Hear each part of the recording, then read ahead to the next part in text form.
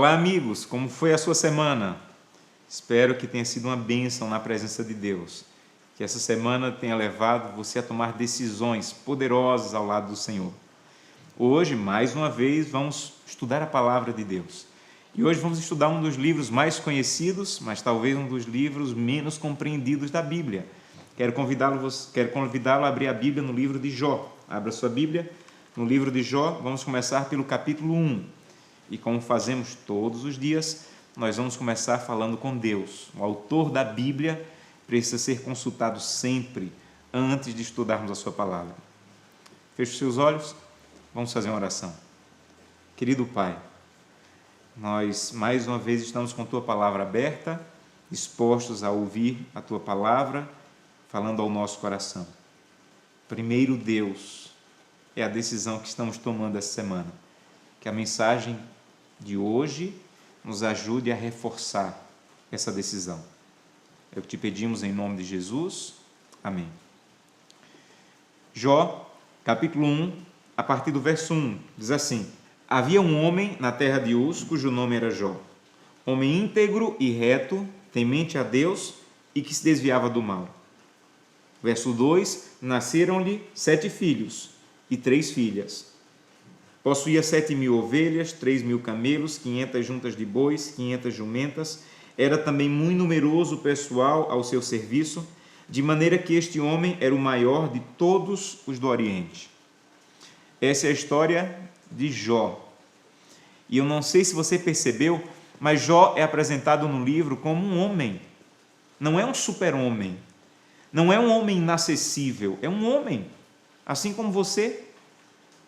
Quando fala homem aqui, está falando da humanidade, era um homem comum, como você é uma mulher, como você é um homem. Em outras palavras, o que Deus está dizendo para você é: Jó era um homem comum, o extraordinário é o Deus de Jó. O Deus de Jó é extraordinário. E o Deus de Jó é o teu Deus. As lutas que Jó enfrentou, em um momento ou outro, você pode enfrentar também, mas o Deus de Jó vai estar do teu lado. Depois de apresentar Jó como um homem, a Bíblia diz que Jó era um homem que possuía riquezas, e eu não sei se você notou, mas cada versículo apresenta uma riqueza de Jó. Verso 1, ele diz que Jó era íntegro, reto, temente a Deus e que se desviava do mal. Pensa comigo, uma pessoa íntegra, reta, temente a Deus e que se desvia do mal, é rica em qual aspecto da vida? Exatamente, no aspecto espiritual. Verso 2, Jó tinha 10 filhos. E o texto diz que Jó acordava de madrugada para interceder pelos filhos, que os filhos de Jó se davam bem porque faziam festa um na casa do outro. As filhas de Jó eram tratadas de maneira digna. Então, alguém que tem tudo isso em sua família é rico em qual aspecto? No aspecto familiar. E o verso 3 diz que ele tinha bois, camelos, jumentas, muitos servos. Ele era rico também no aspecto material. Então, vamos pensar.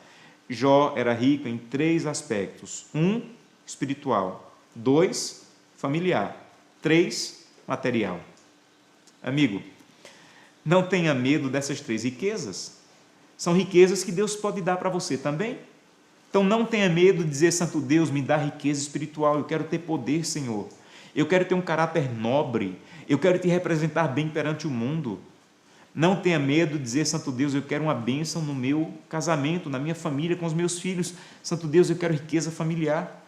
E não tenha medo de dizer: Santo Deus, me abençoa também na vida material. Há pessoas que quase que demonizam o dinheiro, sendo que o dinheiro, as riquezas, os bens, são a bênção que Deus dá àquele que o busca.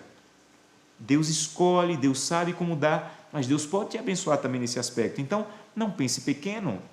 Se você trabalha em algum lugar que ganha 200, trabalhe, estude para ganhar 400. Deus pode te abençoar. Agora, há uma coisa que você precisa entender sobre riquezas na Bíblia. Amigo, na Bíblia, riqueza é uma coisa que você pede a Deus, mas está disposto a pagar o preço por elas. Não ouse pedir a Deus riqueza se você não está disposto a pagar o preço por essas riquezas. Então, não ouse dizer: Deus, me abençoa na vida espiritual, mas eu não quero acordar de madrugada para te buscar. Não há riqueza espiritual se você não está disposto a pagar o preço. Há pessoas que dizem, Santo Deus, eu quero ter mais fé. E quando chega uma prova, você abandona o barco. Então você quer riqueza espiritual? Pague o preço. Você quer riqueza familiar? Pague o preço. Perdoe, peça perdão, reconheça quando você estiver errado, dê o braço a torcer. Sabe, me mostre um homem que tem riqueza espiritual, ou uma mulher, e vou lhe mostrar alguém que está pagando o preço, acordando de madrugada, buscando a Deus de maneira íntima. O problema é que nós dizemos, Santo Deus, eu quero poder. Aí Deus diz, então me busque de madrugada. Aí você diz, não, eu quero poder, mas não quero acordar de madrugada. Você entende? É incompatível. Tem pessoas que dizem, Santo Deus, abençoa meu casamento. E Deus diz assim, muito bem, então vai lá, pede perdão à tua esposa. Não, eu quero meu casamento melhor, mas eu não quero pedir perdão. É incompatível, pague o preço. Quer riqueza material? Pague o preço. Na riqueza material, você necessita entender que riqueza na Bíblia é alguém que trabalha de maneira dura, honesta, constante e é fiel a Deus. Isso é riqueza na Bíblia. Você já viu alguma história na Bíblia em que alguém disse, Santo Deus, me dá riqueza material, e Deus disse, então deite numa rede, fique balançando, abra bem a rede que eu vou jogar dinheiro dentro? Você já viu essa história na Bíblia? Não tem. Sabe por que não tem? Porque riqueza na Bíblia é fruto de trabalho, de esforço, dedicação e fidelidade. Agora, o mais importante dessa história não é dizer que Jó tinha 10 filhos, que Jó tinha camelos, bois. O mais importante dessa história é a ordem em que as riquezas aparecem na vida de Jó. Amigo, a ordem do versículo é a ordem de prioridade na vida de Jó. A primeira riqueza de Jó, espiritual, porque essa era a prioridade de Jó. Segunda riqueza de Jó, verso 2, familiar, porque essa era a segunda prioridade de Jó. Terceira riqueza de Jó, material, porque essa era a terceira na ordem de prioridades de Jó. Não há problemas ter riqueza. O problema é se a riqueza se torna o verso 1 da tua vida. Não há problema ser o homem mais rico do Oriente, mas se o homem mais rico do Oriente está no teu coração como um lugar mais importante do que ser íntegro, reto e temente a Deus, o que é para ser bênção se torna maldição. Então não tenha medo de riquezas, mas diga a Deus, eu quero riqueza na ordem que o Senhor deu para Jó, espiritual, familiar e material. Não inverta a ordem das riquezas, porque o que é para ser bênção pode se tornar maldição. Chega um momento no livro em que Deus tem uma audiência com pessoas do universo, com seres do universo, e entre eles vai o inimigo. Você conhece a história? Capítulo 1, verso 6, diz que num dia em que os filhos de Deus vieram apresentar-se perante o Senhor, veio também Satanás entre eles.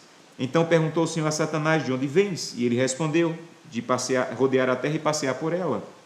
Perguntou o Senhor a Satanás, observaste o meu servo Jó? Porque não há ninguém na terra semelhante a ele, porque ele é íntegro, reto, temente a Deus e se desvia do mal. Amigo, quando Deus apresentou Jó diante do universo, Deus não apresentou a riqueza familiar de Jó, nem a riqueza material de Jó. Deus só apresentou uma riqueza. Qual foi? Espiritual. Sabe por quê? Porque o universo inteiro entendeu. Quem prioriza o espiritual, todas as outras coisas estão bem em sua vida. Você consegue entender isso? Deus não precisava dizer para o universo que Jó tinha uma família abençoada. Deus não precisava dizer para o universo que Jó tinha uma a vida financeira abençoada. Deus só precisava dizer para o universo que Jó era íntegro, que andava com Deus. Jesus falou a mesma coisa no Novo Testamento, quando disse de maneira muito clara, coloque em primeiro lugar o reino e todas as outras coisas serão acrescentadas. Priorize a prioridade e Deus vai te abençoar. Mas chega um outro momento decisivo no livro, quando Deus permite que Satanás toque nas coisas de Jó. Você conhece a história? Está no capítulo 1, verso 13. Diz assim: sucedeu num dia em que os filhos e filhas de Jó comiam, bebiam na casa do irmão mais velho. Então veio um mensageiro a Jó e lhe disse: os bois lavravam, as jumentas apacentavam. De repente vieram sobre eles os sabeus, mataram todos, só escapei eu para trazer a notícia. Falava ainda este, quando veio outro e disse: caiu fogo do céu, matou todos, só escapei eu para trazer a notícia. Matou todos os bois e os camelos e só escapei eu. Ainda falava este, quando veio um outro e disse, estavam os irmãos todos reunidos na casa do mais velho, quando veio um grande vento do lado do deserto, caiu sobre eles, só escapei eu para trazer a notícia. Sabe o que o verso 20 diz? Que Jó se levantou, rasgou seu manto, rapou a cabeça, lançou-se terra e adorou, e disse, nu saí do ventre da minha mãe e não voltarei. O Senhor deu, o Senhor tomou. Bendito seja o nome do Senhor. Sabe, capítulo 1, verso de 1 a 3. Quando Deus deu, em que ordem Deus deu? Você lembra? Espiritual, familiar e material. Mas eu não sei se você notou, quando Satanás tocou nas riquezas de Jó, a ordem das riquezas se inverteu. A primeira riqueza que Jó perdeu, material. Perdeu tudo na vida material. Segunda riqueza que Jó perdeu, familiar. Perdeu quase tudo na vida familiar, só lhe restou a esposa. E todos os outros 42 capítulos do livro é Jó dizendo, eu perdi tudo na vida material, eu perdi quase tudo na vida familiar, mas eu não abro mão da vida espiritual. Se você não entender isso, você não entende o livro de Jó. O livro de Jó é uma autodefesa de Jó da sua vida espiritual. Ele diz, o inimigo pode ter tocado nas minhas finanças, o inimigo pode ter tocado na minha família, mas não é permitido ao inimigo tocar na minha comunhão. Não é permitido ao inimigo tocar na minha intimidade com Deus. Você precisa entender isso. Você precisa entender que o inimigo pode até prender um discípulo, jogar esse discípulo na prisão, chicotear esse discípulo, mas o inimigo não pode impedir que à meia-noite esse discípulo abra sua boca e louve a Deus. Você lembra dessa história no livro de Atos? Prenderam os discípulos, chicotearam os discípulos, mas meia-noite eles estavam adorando, porque só você pode entregar de bandeja para Satanás sua riqueza espiritual. E eu quero convidá-lo hoje a dizer assim, o inimigo pode até tocar na minha vida financeira, como talvez tenha tocado. O inimigo pode até tocar na minha vida familiar, é duro, mas pode acontecer. Mas eu não abro mão da minha vida espiritual. Ao final do livro, Deus devolve as riquezas de Jó, mas de maneira diferente. A primeira riqueza que Deus devolve é a material. Deus devolve o dobro para Jó. Você lembra disso? Se ele tinha 1.000 no começo do livro, no final do livro ele tinha 2.000. Sabe por quê? Porque riqueza material é tão insignificante que Deus tem que dar o dobro para poder valer alguma coisa. Por isso que Deus deu o dobro para Jó. A segunda riqueza que Deus devolveu para Jó foi a riqueza espiritual. É por isso que ele diz no capítulo 42, verso 5, eu te conhecia só de ouvir, mas depois de toda a crise ao teu lado, agora os meus olhos te veem. Porque sempre que você passa por uma crise perto de Deus, você sente a presença de Deus de maneira única. Quantas vezes eu já visitei alguém que teve que abrir mão do emprego por causa da fidelidade ao princípio bíblico do sábado. E eu fui lá querendo saber como é que eu vou confortar esse irmão. E sabe o que eu ouço? Eu ouço o irmão dizendo, pastor, Deus já me confortou, eu nunca senti Deus tão pertinho de mim como estou sentindo agora. Quantas vezes já tive que visitar alguém que estava numa doença terminal, e eu não sabia nem o que dizer para essa pessoa. E quando eu chegava na casa, ela dizia assim, pastor, Deus já me confortou, eu nunca senti Deus me carregando tão pertinho como eu estou sentindo agora. Porque em meio à crise, quando você está próximo de Deus, você vai sentir a presença de Deus como nunca sentiu na vida, quando você confia nele.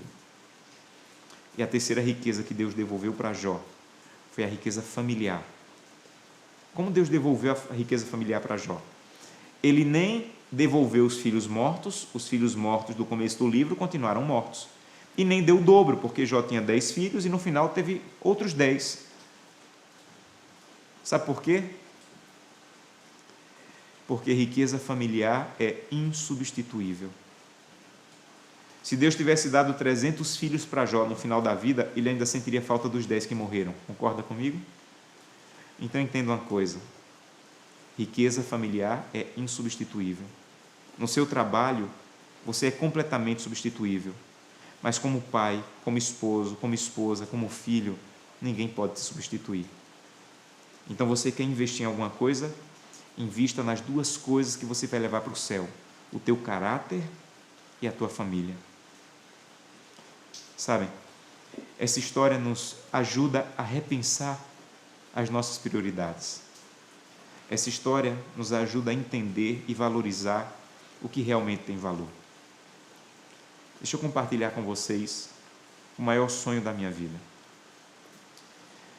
O maior sonho da minha vida é entrar pela porta do céu, segurando a mão da minha esposa, Gleice, e dos meus filhos, Glenda e Samuel.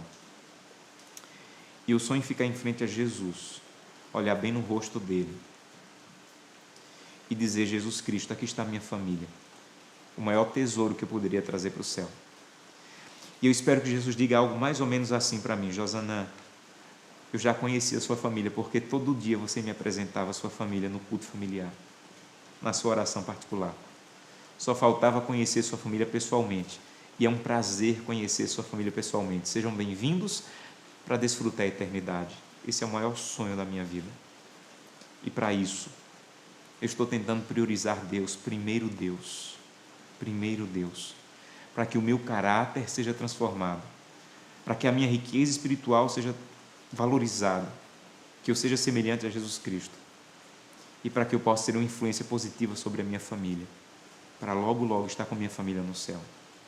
Eu quero convidá-la a tomar a mesma decisão hoje.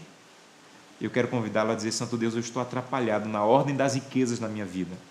Eu estou valorizando mais o material, porque eu estou saindo de casa sem fazer o culto familiar. Quando você sai de casa sem o culto familiar, o que você está dizendo é: hoje eu não tenho tempo para a riqueza espiritual, eu só tenho tempo para a riqueza material. Então eu quero convidá-la a dizer: Santo Deus, me ajuda a colocar em ordem as prioridades. Esse é o seu desejo? Então hoje, solenemente, eu quero convidá-la a colocar-se em pé, porque eu quero orar por você. Você que quer a ajuda de Deus para colocar em ordem as prioridades. Esse é o seu desejo, coloque-se em pé e eu quero orar por você nesse momento. Oremos. Querido Pai, talvez eu esteja falando hoje para alguém que está atrapalhado na ordem de prioridades. O que deveria ser o terceiro está se tornando o primeiro, a busca pelas riquezas. Nos ajuda a colocar as prioridades nas tuas ordens de prioridade. Que possamos ter riquezas na ordem de Jó, espiritual, familiar, material. E se perdermos, que possamos perder também na ordem que Jó perdeu, material, familiar, mas que nada toque na nossa riqueza espiritual. Nós te pedimos isso em nome de Jesus. Amém.